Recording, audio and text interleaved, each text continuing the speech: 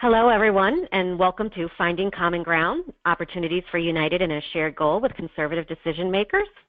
My name is Gina Desiderio. Oh, trying to make the slides advance. I'm already having an issue.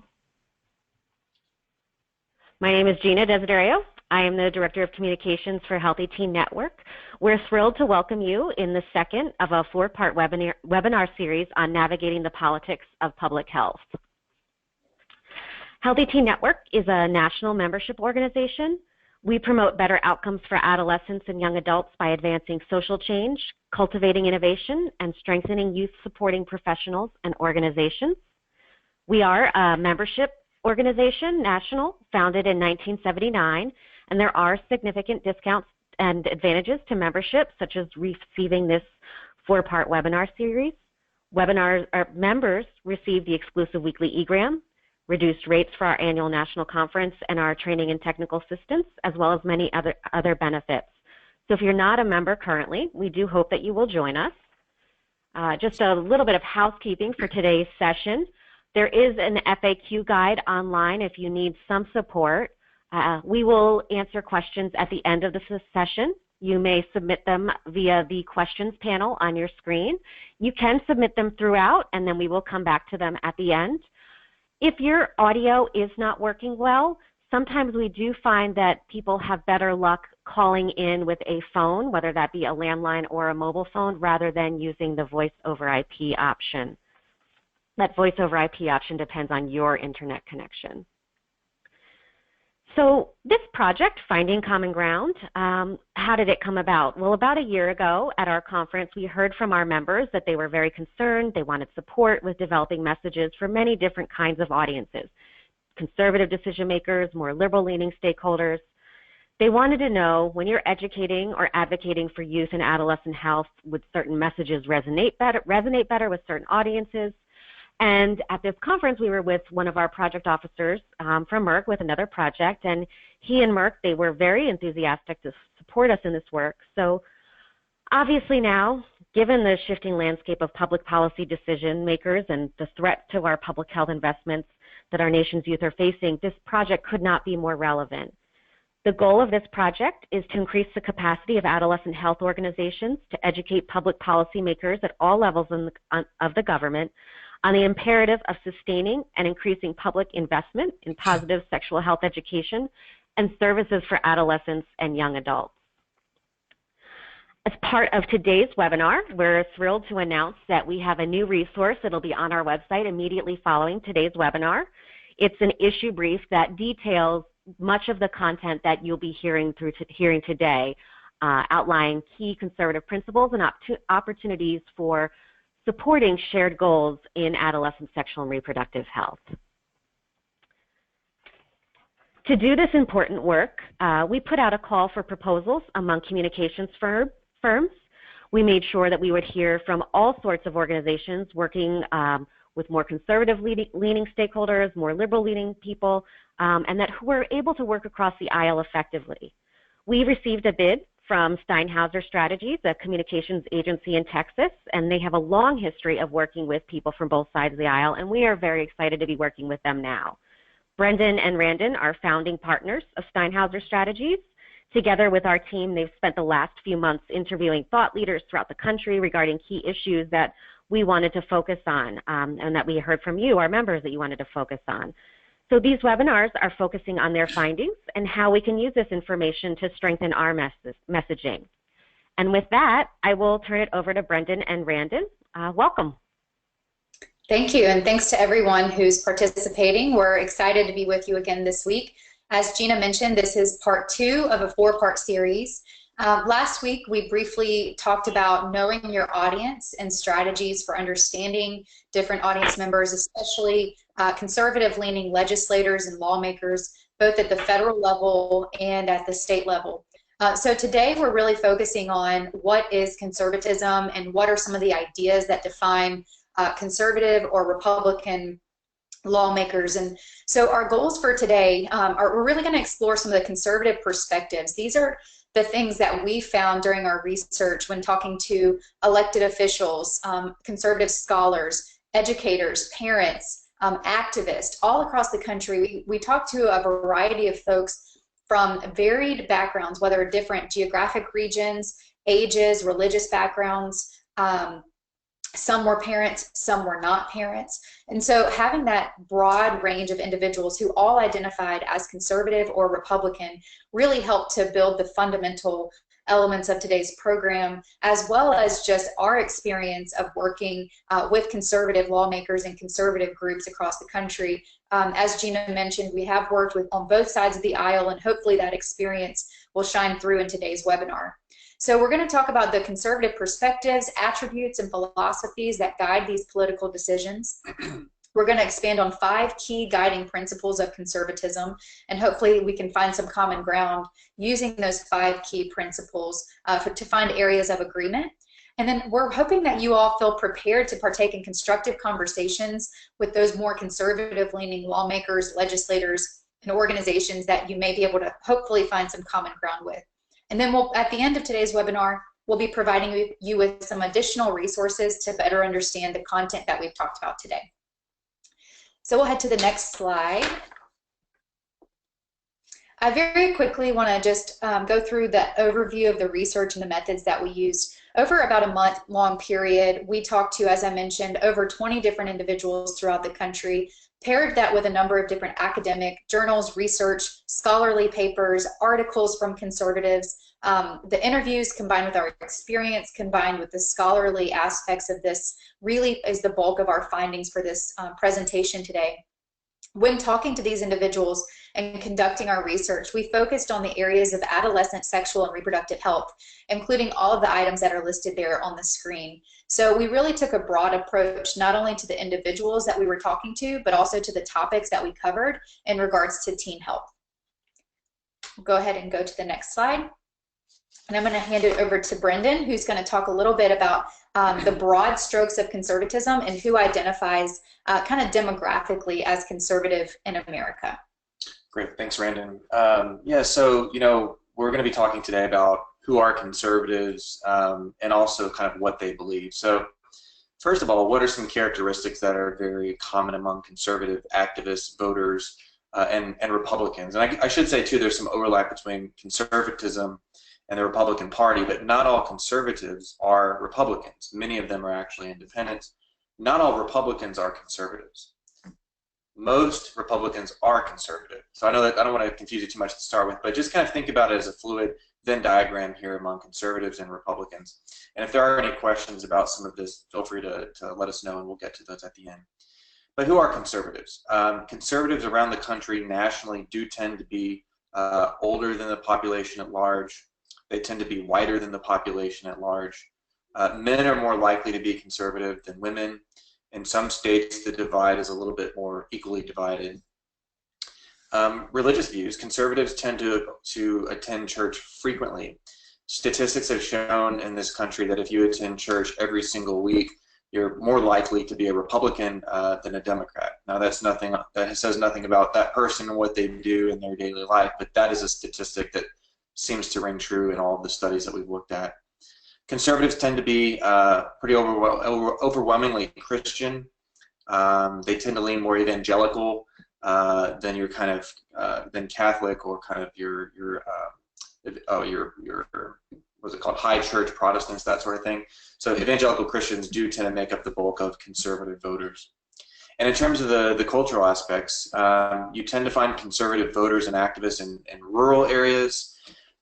Certainly many are in the suburbs or exurbs around the country, but they tend not to be urban. They tend to be rural or in small cities across the country, cities below population, let's say, 50,000 and below. They're very community focused. They're very much local, community oriented. There is sort of a skepticism toward Washington, Wall Street, and Hollywood. We've seen that theme throughout our research. They tend to be overtly patriotic. You'll see a lot of displays of flags. You'll see a lot of kind of rhetoric and support for veterans and the troops and the military. They do tend to be a little more supportive of foreign wars than do liberals or Democrats.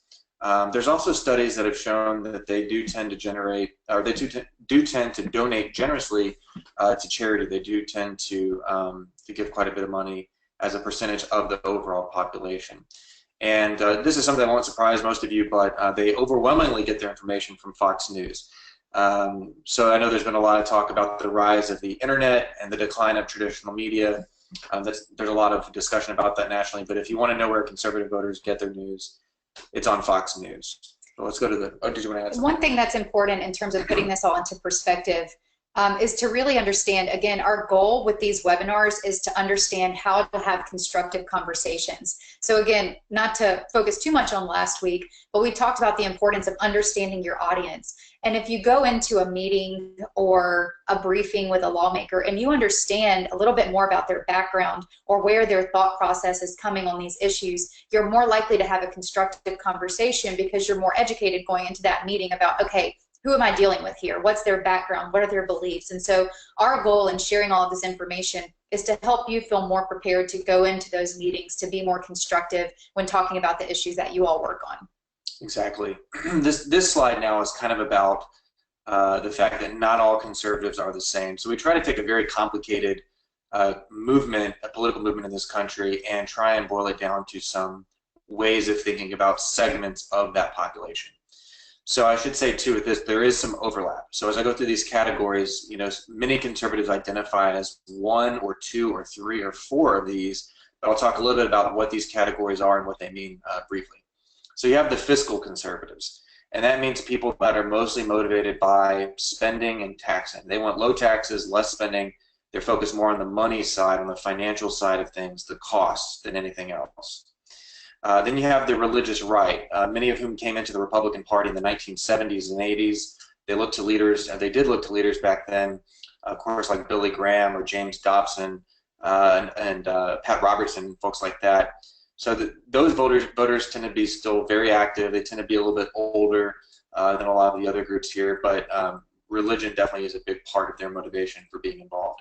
The libertarians or the libertarian-leaning conservatives or Republicans tend to be people who ascribe to some kind of what we call small L libertarianism. Not the Libertarian Party per se, but Republicans who identify with libertarian beliefs. What is a libertarian?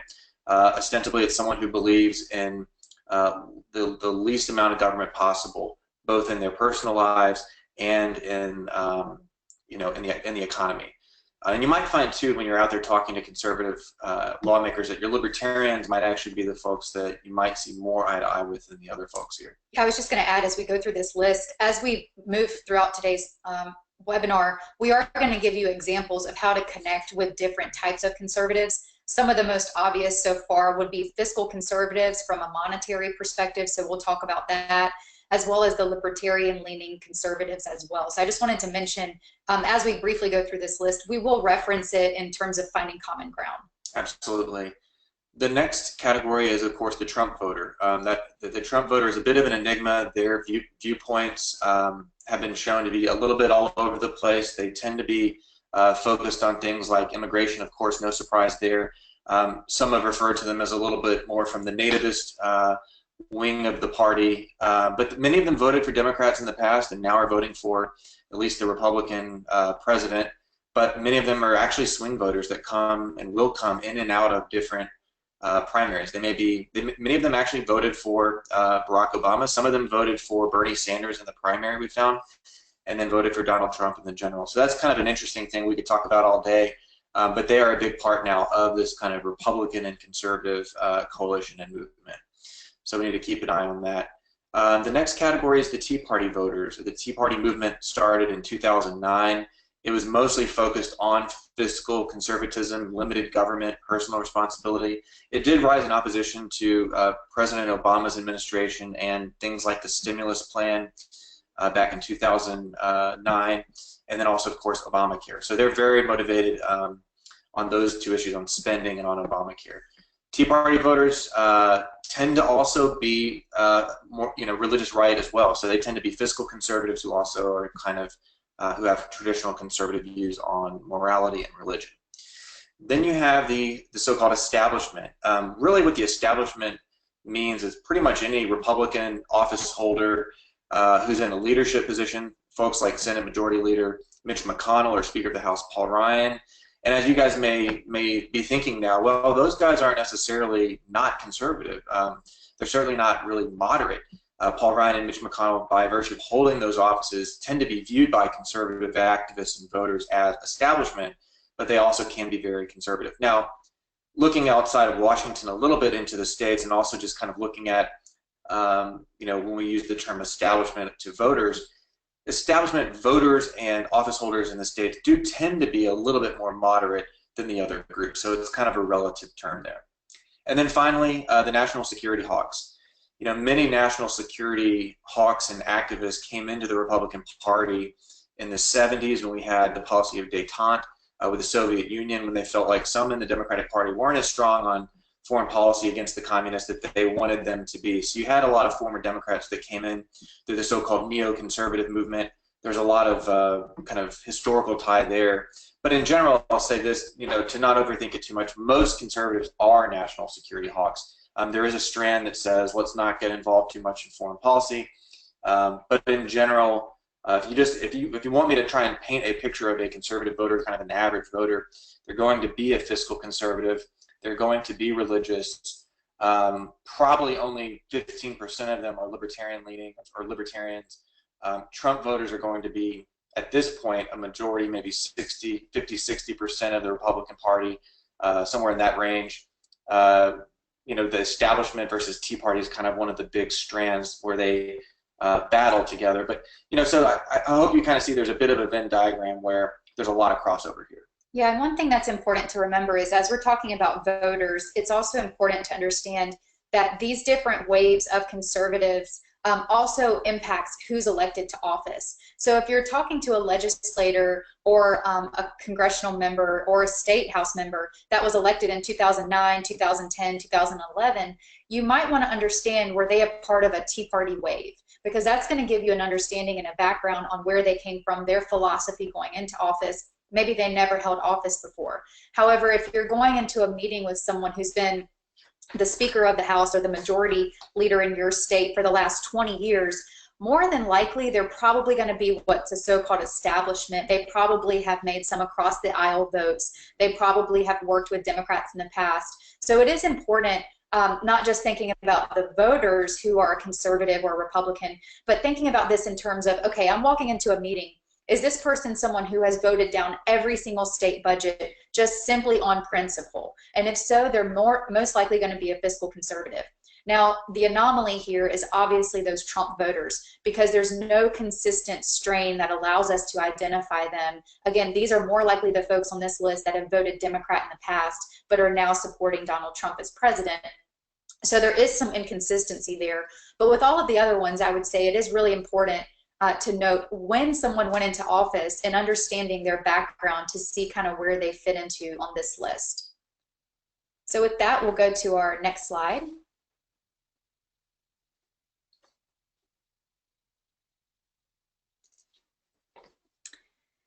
So here we're going to briefly go through the 5 principles of conservatism. So we talked about the different types of conservatives, and now we want to talk about 5 sort of big consistent themes that conservatives kind of across the board identify with. Again, there's always going to be nuances where they don't agree or individuals have their own preferences on policies, but these are big themes that sort of define conservatism. And we've identified these 5 principles moving forward, and we kind of develop the idea behind them in depth and give you ideas for finding common ground on the issues of teen sexual and reproductive health through the lens of these 5 principles. So we're going to talk about limited government, what that means, local control, and how you can use these buzzwords, if you will, when talking to conservative lawmakers and decision makers, and using these terms to identify with the work that you're doing. Parental involvement, anti-abortion, and the morality or values of conservatives across the board. So Brendan's going to go into the first principle of limited government and kind of talk through the details of it, and then I'll give you some examples of how to use this messaging to find common ground with lawmakers. So we'll go to the next slide. Sure. So limited government is the idea that that a government should be small, that it should be accountable, that it should not interfere into our lives unless absolutely necessary. And where it comes from is a long-standing kind of philosophy that has gone back over the decades and centuries. The idea that our rights come from a higher power, not government. They come from God, not government. You'll hear conservatives say that. It's the idea that man-made law and man-made government is subservient to natural law or to a higher power. So that's something to kind of keep in mind when you're thinking about how these folks are thinking and viewing the role of government in a free society. Limited government, some examples of what folks will talk about when they talk about limited government. You hear a lot of focus on things like the 10th Amendment to the Constitution, the federal Constitution, which talks about delimiting powers and sending power back to the states and the communities. That's something that conservatives across the board tend to really support, the idea of federalism. And you can use that in when you're meeting with lawmakers, talking about how maybe when states should be better equipped to do policy than the federal government, if that works for you. Or communities are often better able to do things than having it done at the state capitol or the federal level. So you can use that kind of to make your arguments. There is a focus on local government, not a distant federal government. You'll hear a lot in talking to conservatives about the idea that Washington, D.C. is culturally and geographically distant from the people. So again, focusing on giving the local communities and local government a little bit more power and giving a little bit less to the federal government. That's a big theme throughout the Republican Party, throughout conservative voters and lawmakers. Along with that, of course, goes being weary of federal power and overreach, a distrust of big government, a distrust of big institutions in Wall Street, Washington, D.C., and Hollywood. That's like a theme that comes up again and again. And also the idea of limited government means that we spend less money on it. So the smaller the government, the less money that we spend. And so you'll hear a lot of talk, it's been happening very recently now with the national debt exceeding $20 trillion, raising the debt limit. That's something that's talked about quite a bit in conservative circles and among lawmakers. So definitely a focus on cost is a big part of limited government. And then finally, too, when it comes to big government is the way they term it, conservatives are fearful of less freedom, they're fearful of higher taxes, and of government crowding out the private sector. What that means is if the private sector is doing something and you create a government program, that will often push out the private sector solution or program. So those are all the things. It's kind of a big concept. It's probably in some ways not the most important, but the one that you hear the most discussed in conservative circles. Definitely. So the next slide will provide us perspective on how to use this idea of limited government. If we can go back one more. Great. So finding common ground on limited government. So Brendan outlined the ideas of limited government, but how do we use that idea or the themes of limited government to communicate our messages on teen and reproductive health issues? So it's really important to focus on the fiscal impact. That first category of conservative that we outlined was a fiscal conservative. Across the board, this is one of the most common things that unites conservatives, is a desire to see less federal and less state spending on government programs. So we want to talk about how the work that you all are doing at the local level, focusing on local level, is helping to save taxpayer dollars, specifically through prevention, and also by sometimes using a conservative message against a conservative and saying, actually, there's been millions and millions of dollars that have been wasted on abstinence-only education. And we brought some information today to show you how we can help save money through preventative programs or preventative measures. And that's going to be one of your strongest talking points when focusing on limited government principles and talking to conservatives. When you talk about saving money and taking things from a big government program to a local level, you're really going to perk up the ears of conservatives. Another important thing to keep in mind across the board, no matter what issue you're talking about, is that you want to have credible messengers. Obviously, you want to have someone from your organization that's very well knowledgeable about your issues. But if you are able to find areas where you can partner with a more middle of the road, conservative leaning organization or individual who has kind of credibility within the Republican circles, someone that may be a pro-abortion, openly Republican, fiscal conservative, but has talked about these issues maybe in the media or on the campaign trail, it might be an opportunity for you to partner with someone who has credibility within a Republican circle to go in and have these conversations. Personal responsibility is another important part of limited government. The idea that the individual should have the right to make decisions for themselves and their family. So always bringing it back in by saying we're educating young adults to be more prepared, to be responsible. Adding in that element and showing how you're helping to prepare the next generation of leaders is super important, and to give them the tools to be successful adults. And then again, just focusing on local control. Anytime you can talk about the resources that are coming into your organization at the local level, the impact that that's making on your families and your community, your teens, the differences that you've seen in families and communities by doing the work that you're doing, and using those case studies and examples to show how these preventative measures or these interventions into individuals and families has helped to, maybe end a cycle of poverty or educate more individuals. So using those case studies to really show how you're doing the work at the local level is going to be essential to this messaging. On to the next slide, please. So let's talk about local control. Obviously, we've talked about it a little bit already, but it's the idea that that the local government, that the local community are both better equipped to handle things than folks who are distant, who are far away, trying to make decisions for people. So it's a very powerful argument for conservatives. There is a communitarian streak in conservatism. There was a book by, I think, Robert Nisbet called The Quest for Community. So it's been very influential in conservative circles when you talk to different organizations. It's just the idea that communities should be able to handle things in the way that they see fit and not necessarily have to always be handed down a mandate or a new law or something like that to tell them what to do. And this is part of the reason why conservatives believe that local government is closer to the people they represent. It's therefore better able to serve them, and that that you can hold locally elected officials accountable. It's a lot easier to replace your member of the city council or the county commissioner or the mayor or the school board than it is to try and replace a member of Congress or a U.S. senator. And so they really think that if there is more power sort of in the local government entities, it's much more accountable because it's much easier to run a candidate to defeat them in an election if you're not happy with them. So that's where a lot of this philosophy comes from. Let's go on to the next slide.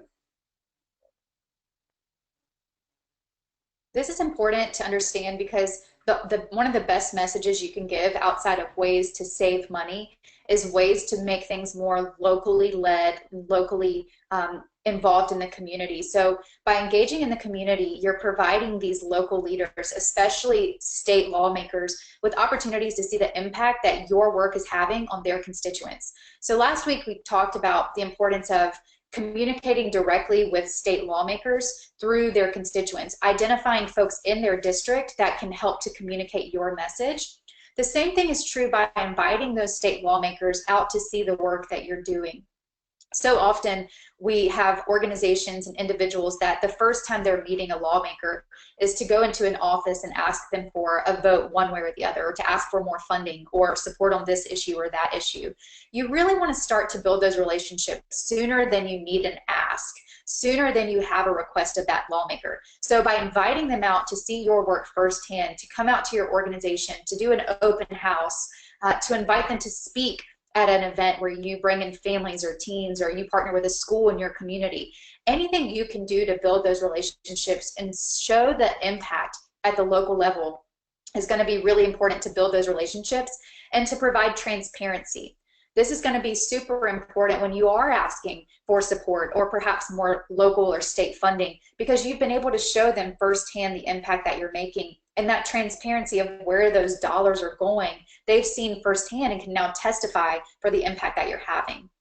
You also want to provide examples of local partnerships. If you are partnering with schools on programs that are going into the classroom, if you're partnering with local clinics that offer free health care to young women, if you're partnering with churches or adoption agencies, anything that you can do to show local partnerships is going to increase your ability to communicate that you too care about local control and that you're not just focused on federal funding. That's going to be a really important message when you're talking about funding, is not just focusing on the federal funding, because we all have seen how that conversation is going right now in Washington. So if you are able to move the conversation away from that and focus on opportunities at the local and state level, you're going to be more helpful in the long run to your organization. And then the last thing here is something we've already touched on, and we touched on quite a bit last week. And actually in 2 weeks, we'll be talking about ways to mobilize the grassroots in your community to be storytellers and messengers. But by using personal stories and testimonials, you're again bringing that message home for lawmakers. You're showing them the impact that your work is having on local families and their community. And that's very, very powerful to conservatives. So we will go next. So the next tenet of conservatism that we're going to talk about is parental involvement. This definitely goes along with the idea of limited government and local control, because if you limit the government and you put power back in the hands of communities, who are the ultimate arbiters of those communities? Who are the leaders in those communities? Who are the people responsible for their families? It's parents. Parents are seen by conservatives as kind of the head of the household, the people who should be making the decisions for children. You know, what is the definition of a child? Certainly that can vary, but you do see among conservatives a little bit more discomfort with folks under the age of 18, certainly under the age of 17, making certain decisions regarding things like abortion or birth control and things like that. So that's going to be a major kind of issue, I think, there that you guys probably already have faced and will face, but Raiden can talk a little bit more about ways to kind of navigate that. But just again, more on just the conservative view of parental involvement. This is another place where they really fear the encroachment of government into their lives. So that fear and that distrust of so-called big government from Washington or from the state capitals, they're afraid of that getting into their household, whether it's the textbooks that they're taught at school, whether it's regulations mandating what they can and can't do in the privacy of their own home, whether it's, you know, how they drive their car or where they go take their kids to eat, any kind of regulation or mandate or restriction on how they want to raise their children or what they want to teach their children. Those sorts of things, there tends to be among conservative parents kind of a very knee-jerk reaction to distrust of folks who are trying to come in and talk to their kids. So that's something I know you guys already probably have had to deal with and probably will in the future as well. And they really believe, too, there is a feeling among conservative parents and activists and thought leaders that parents should be the ones to teach their children their moral beliefs and religious beliefs. And certainly by the time a kid becomes an adult, they can make their own decisions. But there is this idea of, as long as you live under my roof, you'll live by my rules, but also they want to share their religious views and moral values with their children. And they don't want to see folks from outside try and come in and either change their way of thinking or, in their terms, a handful of people use the term brainwash their children. We hear a lot of these types of things. So there is this skepticism that then leads into, okay, parents should be the ones making these decisions. So you definitely want to look out for things like, you know, access to birth control, access to abortion.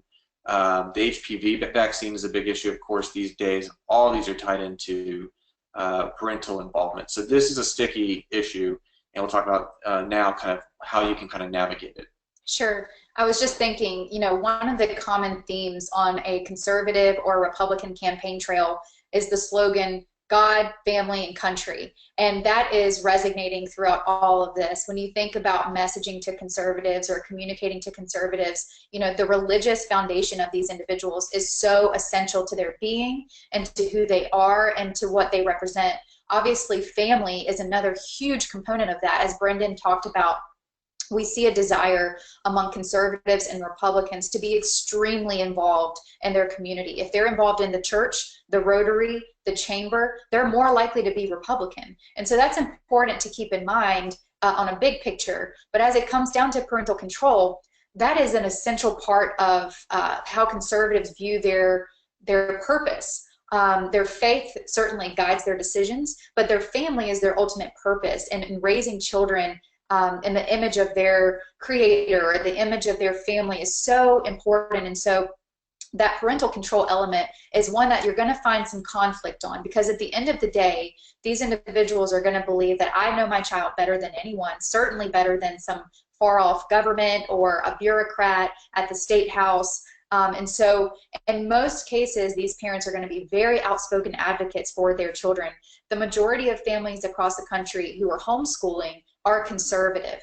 And it's interesting because that's the #1 fastest growing form of education. So anyone who's leaving the public school system is more likely to be homeschooled than any other form of education. So why are they doing that? As Brendan mentioned, there's a fear of indoctrination from the public schools, the government-run schools. We heard that time and time again from the folks that we talk to, is that indoctrination factor. So that's just something really important to keep in mind from the perspective of conservatives, is that's a very real fear across the board. You want to emphasize in your work your complete desire to have parents involved. I think we all agree that if parents are involved, it's, you know, hopefully it's a benefit to the child. And certainly we've all seen those cases where it's not in the benefit of the child. And so in cases when you're talking to lawmakers and they're kind of pushing that parental control, you might have a story or two that you want to share in a testimony to say, you know, actually this individual, they were in the foster care system and they didn't have that loving, caring, mentoring adult to help them. And therefore our organization was able to step in and help play that role. Or maybe they are living at home and it's not a healthy situation. We've all seen those scenarios, and while we don't want to focus on that, because we do want to focus on the positive involvement of parents, it is important to have those testimonies as part of your overall messaging, because it is very real, and you guys know it better than anyone. Yeah, I would add too, one piece of feedback that we got that I thought was really helpful was, you know, parents are looking for information, they're looking for resources, they're looking for booklets and pamphlets that can kind of help them teach their kids about these things. I mean, even conservative parents who are very skeptical of somebody else teaching their kids some of these materials, I think if your organizations are able to provide them with some of the material, for the most part, you know, there are things that they don't have an issue with, right? So there are some sort of non-starters for them, but besides those things, when we're talking about teen health and we're talking about what happens if, I mean, all of these sorts of things, I think they actually, based on our kind of conversations, they would find that as very helpful, very useful, regardless of the source, regardless of other issues you might work on. So creating, you know, PDFs of documents that they can print off and use at home to teach their children the importance of these things, the importance of vaccinations, the importance of safe sex, the importance of taking care of yourself. I think that's probably one of the best ways that your organizations can really help serve your mission, is by helping to empower parents and teach parents how to teach their children. I think that's a really good way to kind of approach this very tough issue. Yeah, there's definitely some resources out there. We obviously found them during our research, but one thing that we kind of noticed across the board that was missing is really like examples for parents of how to talk about this. For a lot of parents, it's very awkward conversations if you're talking about sex or reproductive health. So I do think that that's one thing that we saw that might be helpful for you all to know, and that we heard from folks when talking to them is like, well, I didn't want to have the conversation because I didn't even know where to begin. And these are parents who I would argue had their best interest of their child at heart. One other thing that came up a lot when talking about parental involvement is the curriculum that's being taught to kids in regards to sexual and reproductive health. And we constantly got this idea or this theme of age appropriate. And what does that mean? And so working with Healthy Teen Network, we kind of bounced some ideas back and forth. And I think that it's really important to make sure that parents and legislators and folks in the community understand the curriculum that's being taught, being transparent about it, and showing that not everything is directly related to sex. Some of it's actually more related to the biological changes of the human body, and starting off at a young age and allowing individual children to be comfortable with their body, to understand that these changes are going to happen, and progressing with a curriculum that's a natural flow towards being a young adult, I think is an opportunity to really share testimonies and examples of how your work is age appropriate is going to be very important for parents to begin to feel more comfortable with that information being taught. And Brendan gave a great example of just empowering parents, giving them resources and information, maybe doing some community events to have parents come in, and being able to tell legislators, lawmakers, and community stakeholders, we do open house events for parents. We do X, Y, and Z to bring parents in, but not every case involves a qualified, loving, caring, mature parent. And in those cases, our resources are necessary to provide the support that that teen may need. So definitely focus on the positive side of parental involvement, but certainly be prepared to talk about why your work is able to fill in that gap. Great, let's go into the next slide. So the next tenet of conservatism, and this is probably the most difficult one to navigate, is the opposition to abortion. In our research, in both a statistical analysis, but also sort of the conversations, this is the one that probably will provide you guys the biggest challenge. Conservatives are overwhelmingly against abortion. There was a lot of discussion. First they self-identify as pro-life, and there's a lot of conversation about the pro-life movement. There's a lot of activists that got involved in the Republican Party or in the conservative movement for one issue, and that one issue is abortion. And so it is, it's an issue that probably has more energy and passion behind it on the right than just about anything else. There are people who see their mission in life, these activists, to prevent this from happening.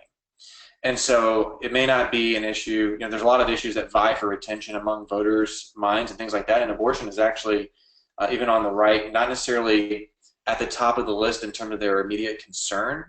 So it's usually the economy and jobs and national security and things like that. But when you look at the numbers, Republicans and conservatives are overwhelmingly against abortion. So some of the numbers that we found, depending on sort of the definition of that, like when that might take place, but about 65% we found of conservatives are anti-abortion.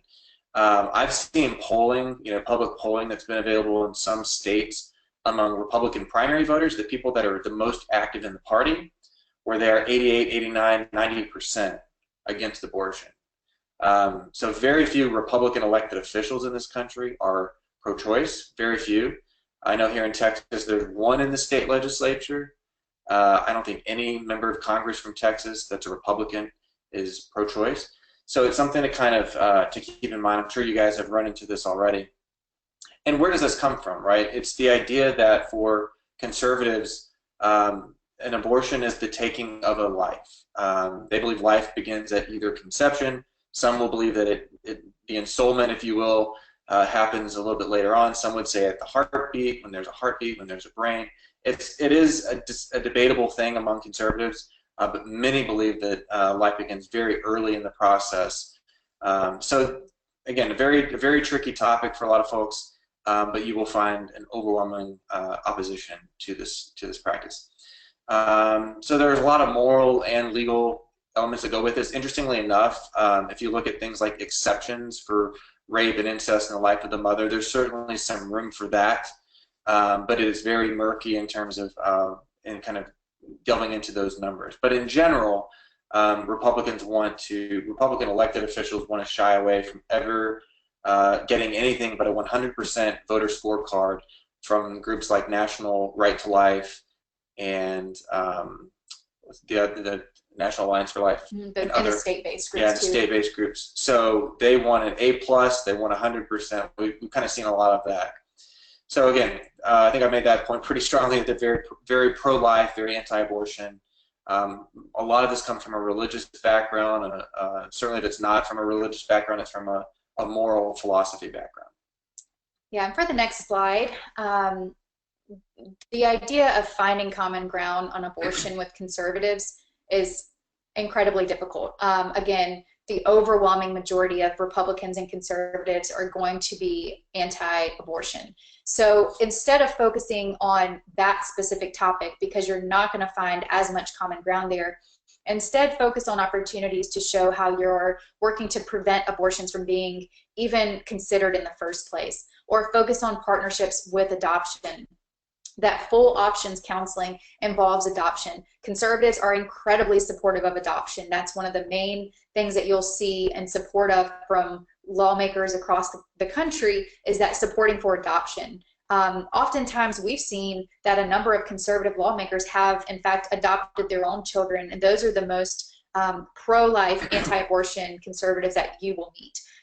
Again, focusing on prevention, emphasizing access to birth control and information for teens, that's going to be just that key point to say you know, we all agree that we'd like to see a decline in abortion, and one of the ways to do that is to see an increase in access to birth control and healthcare services for young women, and that's going to be a very, very important talking point across the board. And then again, just focusing on the data.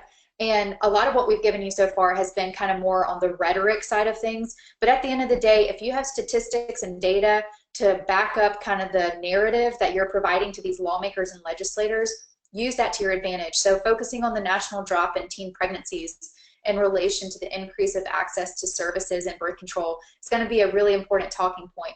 The legislator or the lawmaker that you're talking to may want nothing to do with this conversation. So again, it is very important to understand your audience going into these meetings. If you've seen that they have a 100% rating, this is not going to be the issue for them to find common ground or build a relationship with you on. Instead, I would focus on maybe more of the community involvement, the fiscal impact, the parental control. Those topics of conservatism are going to be easier to find common ground on and work towards building a relationship with these lawmakers than focusing on abortion. And I would add too, I do think, you know, I haven't seen necessarily data on this point, but I think just from an anecdotal perspective and lots of conversations, and just from what I know about conservative members of Congress and legislators, I can say with confidence that many of the folks who are very anti-abortion, who have that 100% rating from National Right to Life or other groups, do support personal use of birth control, right? They may not necessarily support, you know, taxpayer-funded birth control or something like that. They may have made statements about that.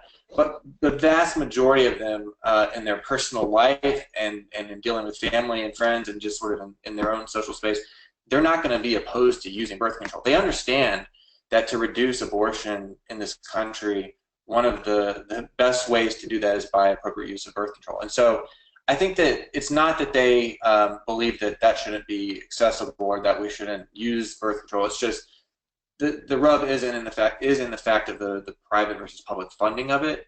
But at least you can have a conversation and say, look, we both agree. You know, we don't want these numbers to go up. We want them to come down. In fact, I just saw one of the activists here in Texas, one of the leaders of the pro-life anti-abortion movement in Texas, with the Texas Alliance for Life. He was kind of tweeting about just this week about the decline in some of the pregnancy rates and things like that. So there is common ground to say, look, we do have shared goals. You know, we don't want people to have unplanned pregnancies. We don't want people to have to go to get an abortion. We want them to be able to make these decisions for themselves, and we want to catch it on the front end so this issue becomes less and less of a problem in the future. So again, all of you are going to have different ways of comfort with how you address that. I'm just trying to give you some ideas about how maybe to approach these folks and try and find some common ground with them on the goals. Great. And then our last topic that we will cover is just morals and values, which is the next slide.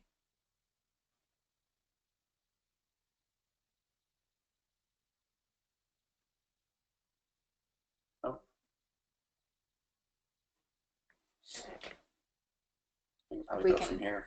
Yeah, we'll just keep. Sorry about that. It's the screen paused. I'm fixing it. Okay. We'll give it 1 minute. Okay, great. Thanks. Yeah, so we touched on some of this throughout the presentation. Certainly, morals and values are a big part of the conservative mindset, the conservative voter, the activist, the legislator. It's a big part of who they are and what makes them conservatives. Their philosophy, their moral philosophy, and or their religion is extremely important to them. You know, I mentioned the natural law theory earlier in the presentation.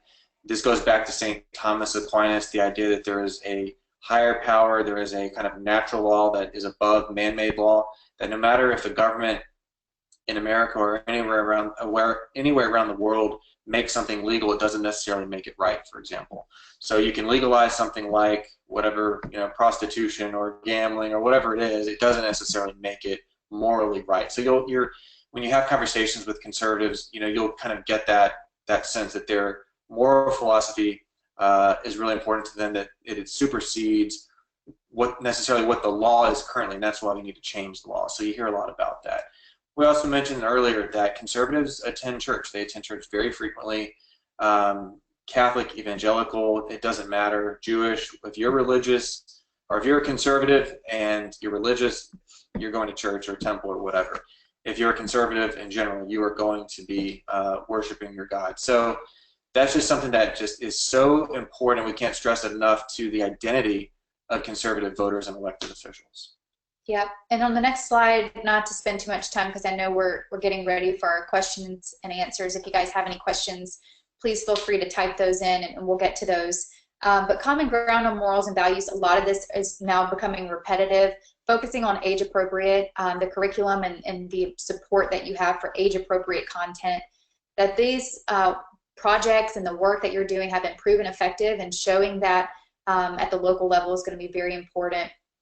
And specifically that comprehensive sexual education does not lead to more sexual behavior. I think that was one of the more interesting things that we presented to our individuals that we were talking to, and by presenting that idea, that was something that they had not heard before. So just because you guys are working on this and you hear the messaging every day, it's a reminder to think sometimes outside of the bubble and say, you know, maybe the public at large, or maybe the constituents, or maybe the legislators don't know this information. Don't assume that they know that. And then finally, just the majority of voters across the spectrum, both Republican and Democrat, support comprehensive sexual education. So using that to your advantage, but finding that common ground through talking about it through the perspective of the other topics that we brought up today is going to be very helpful. On our conclusion, which is the next slide, we just want to remind you of a few things. Remember that not all conservatives are the same. There's many different strands of conservatism. There's many different types of Republicans. So just have background information on who you're talking to before you try and find that common ground, and that's really going to help you. Understanding your audience, again, a focus from last week, which I think you can now access online if you want to watch that webinar. Recognizing the basic tenets of conservatism is going to allow you to find common ground. Using your data and personal testimonies to reinforce your ideas and your message. And understand that where you won't find common ground is an area to avoid. So if you know that someone has been staunchly against this type of work that you offer, or against supporting the budget no matter what because it's a principle of fiscal conservatism, maybe don't talk about the budget, but talk about something else that potentially could save money down the road. So with that, we do have an additional resources slide that we'll leave up, and we'll go ahead and see from Gina if we have any questions. And remember, you can you can use the panel on the right-hand side to type in your questions. And if you are interested in kind of learning more about conservative ideas and thought, there's a lot of good books out there that are instructive. Russell Kirk, who was a conservative intellectual and activist in the 50s and 60s, and one of the main kind of writers and thinkers on the right, wrote a book called The Conservative Mind. I think its subtitle is From Burke to Eliot. So he traces conservatism to Edmund Burke in Great Britain, and then to T.S. Eliot of the kind of early to mid 20th century. And he talks about a lot of the ideas and the thinkers in that movement. Barry Goldwater's Conscience of a Conservative is a little dated at this point, but he talks a lot about kind of the libertarianism that we talked about, and the federalism arguments and the 10th Amendment to the Constitution. That kind of conservatism can be seen through a lot of that.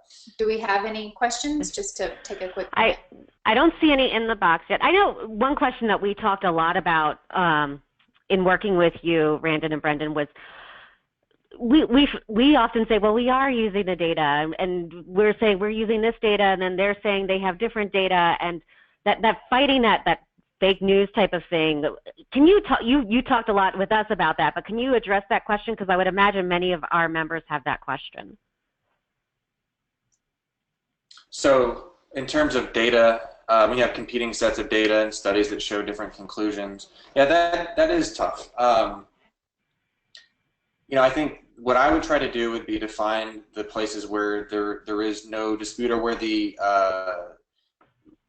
the source of the data is something that they probably, you know, will look to and trust more. So if you go to I mean, this is just kind of unfortunate, but even if you have a study that's done by a university that's kind of renowned for its work, but if this article appeared in the New York Times, conservatives are going to, their eyes are going to glaze over. They don't believe anything in the New York Times or CNN or NPR. So trying to find, you know, local and regional newspapers that have reported on it, trying to find, if it did appear in Fox or if it did appear somewhere else. I think that's the first step, is to try and just understand that they will attack the source right out of the gate. So if you don't use something that's cited in a newspaper and you're trying to go to a study, definitely try and find organizations, institutions, universities that are a little bit seen as a little bit less politicized. I know it's hard to do in this day and age. It seems like everything is politicized. Every university, every organization,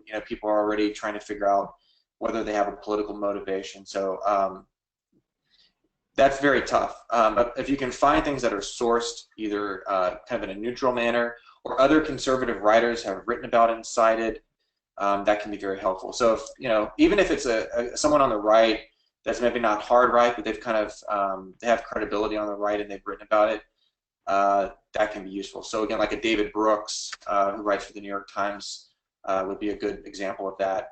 And finding ways to compare that data or pair it with testimonials, I think, is also really important when you're trying to convey a message, that the message is within the statistics, but the message is also sitting right here in front of you.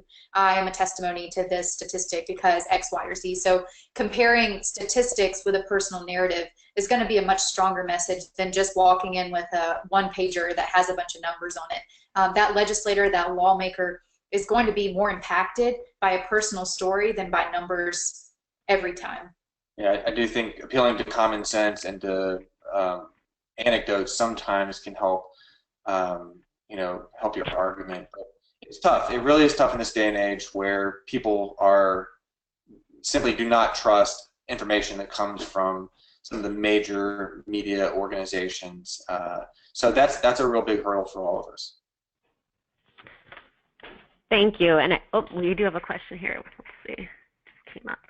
So somebody wrote, I'm sometimes worried about talking to conservatives as a non-Christian immigrant and have heard similar things from non-white colleagues. Do you have suggestions for navigating and bridging these issues?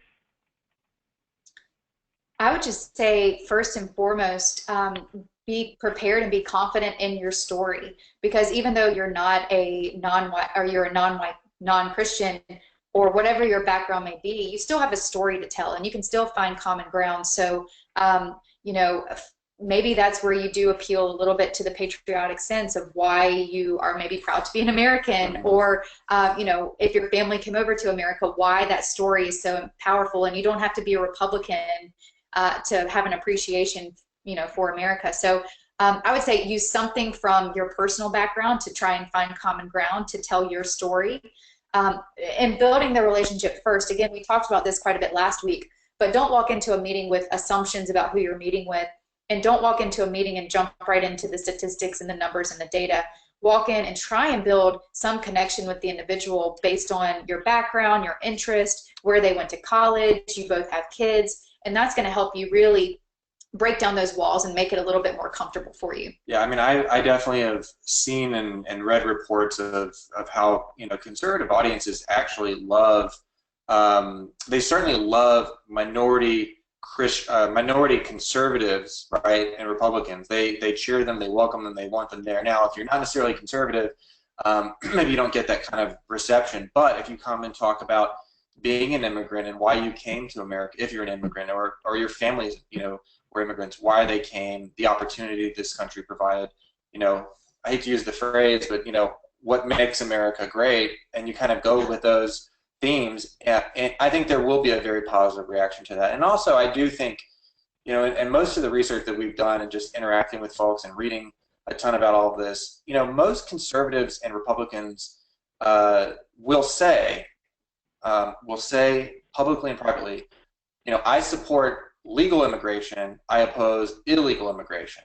Again, that's a whole other debate, but the point is, you will see them publicly and privately tend to, to say, look, we want immigrants to come here, we want people from other places to come, we just want them to be American, we want them to learn English and to assimilate. Now again, those are loaded terms, but the point is, I think there's a way to try and to know that and understand that about them. And when you have conversations, to try and find something to talk about, like your personal family story, that maybe they will react to in a positive way. I hope that's helpful. Thank you, Brendan and Randon. That brings us to the close of our webinar. I will be sending out a link for a short survey. It is definitely just a minute or two to complete, but we really do value your feedback. This is the second of a 4-part series, so we hope that you will join us next week. Next week we will be covering how to be heard, media as a public relations strategy. And if you were part of the webinar last week, then you should have already received an email helping you to log into Healthy Teen Network's Compass. It's our learning management system where we can house webinar recordings and direct you to the tip sheet that we put out from last week. We'll link you directly to the issue brief for this week. I will be putting that up on the website immediately following this call. So please do take a chance to look in there. If you want to look at the webinar recording, the survey link is also in there. So it is just a hub for accessing these materials. And we hope to see you. My screen is pausing again. There's supposed to be a screen of our conference, but we hope to see you next month in October in Baltimore for our conference, and you can find more information about that on our website. So with that, I will end the webinar. Thank you very much for joining us. Thank you. Thank you.